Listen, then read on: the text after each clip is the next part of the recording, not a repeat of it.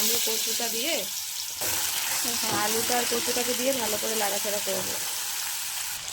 আর এদিকে একটু হলুদ আর একটু লবণ দিয়ে একটু নাড়াচাড়া করে দেবো, মানে একটু হালকা ভাজা ভাজা করে নেব,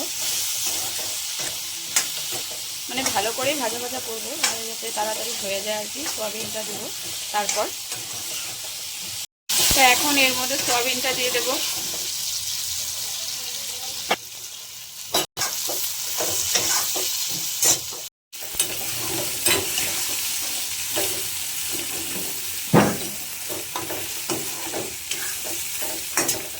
তো ভাজা ভাজা হয়ে গেছে অনেকটাই। এখন এর মধ্যে মশলাগুলো দিয়ে দেবো।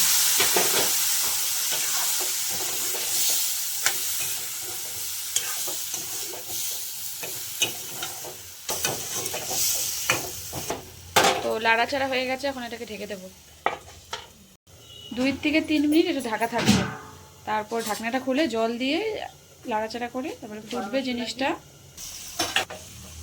তো হয়েই গেছে, এখন এটাকে একটু লাড়াচাড়া করবো, নাহলে লেগে যাবে।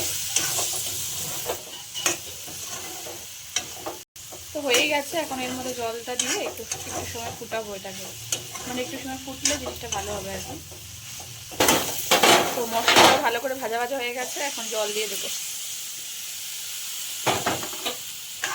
জলটা দিয়ে একটু ভালো করে নাড়াচাড়া করে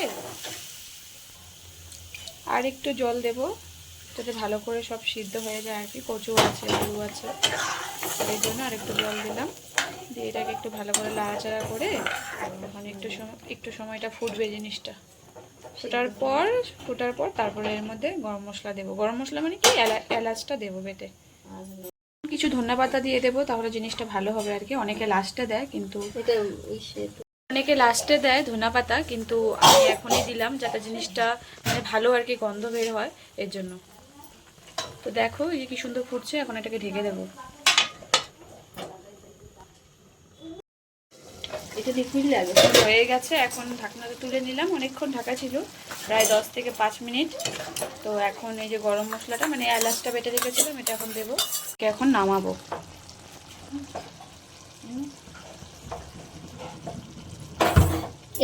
তো এই যে আমার ফাইনাল লুক হয়ে গেছে।